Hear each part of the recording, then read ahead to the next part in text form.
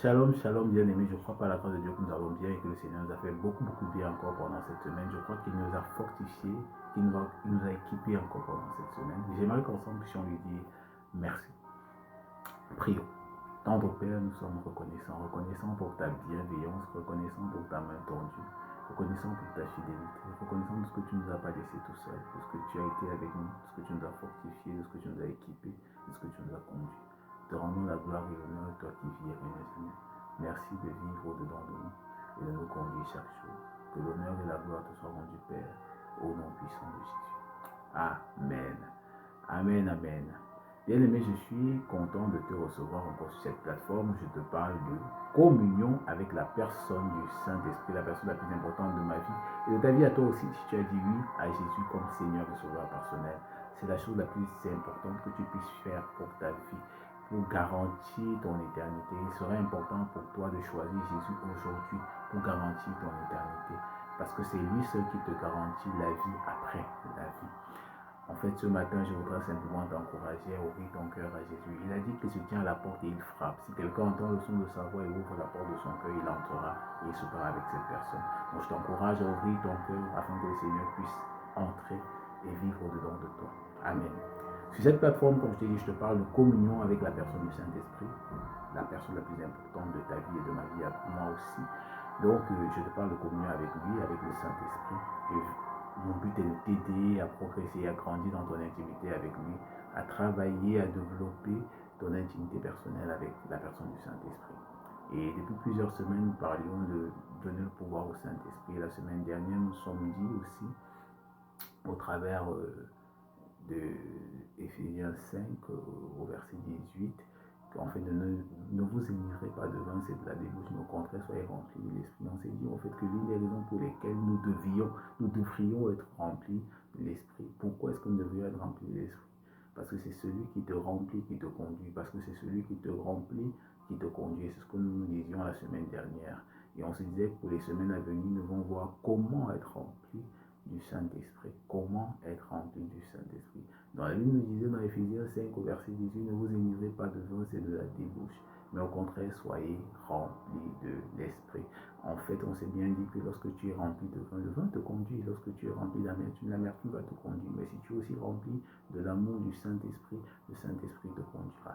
Et maintenant, comment faire? Je crois que la suite du passage nous dit comment faire pour être rempli du Saint-Esprit. Nous dit entretenez-vous par des hymnes, par des cantiques spirituels, par des sons, chantant la louange de Dieu de tout votre cœur.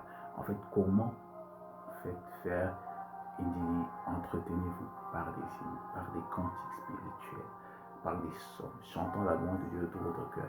En fait, ce que je voudrais ici relever, avant d'entrer vivement dans le sujet du verset 19 et du verset 20, ce que je voulais relever, c'est que tout ce qu'il nous dira par la suite a trait aux confessions. A trait aux confessions. En fait, ce que je voudrais te dire, c'est comment faire, apprendre à bien parler. Apprends à bien parler sur toi-même. Apprends à faire des confessions positives sur toi. En fait, qu'est-ce que Dieu dit de toi? Qu'est-ce que Dieu dit de toi? Apprends à faire des confessions positives sur toi. Pourquoi est-ce que je te le dis? Parce qu'en fait, la Bible dit dans Romains 10 au verset 17 que la foi vient de ce qu'on entend. La foi vient de ce qu'on entend. La foi vient de ce qu'on entend.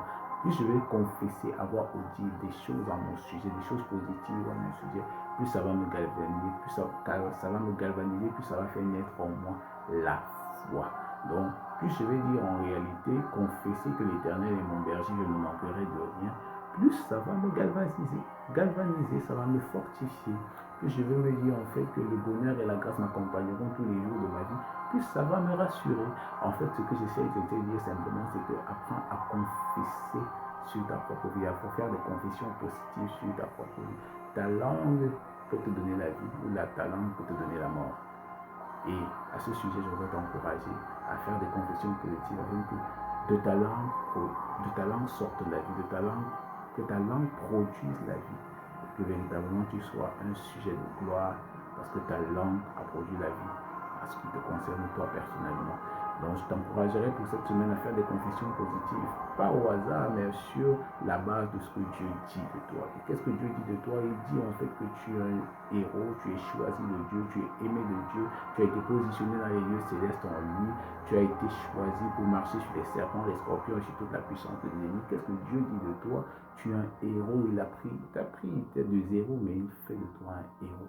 Tu n'es pas n'importe qui, tu as été choisi par le Dieu vivant, le Dieu tout-puissant, pour influencer, pour impacter ta génération. Voilà ce que Dieu dit de toi. Voilà ce que Dieu dit de moi. Et je t'encouragerai pour cette semaine à faire des confessions positives sur ta propre vie en t'appuyant sur ce que Dieu dit de toi. Sur ce, c'était une petite exhortation ce matin. Je t'encourageais à la mettre en pratique. Sur ce, à une prochaine vidéo.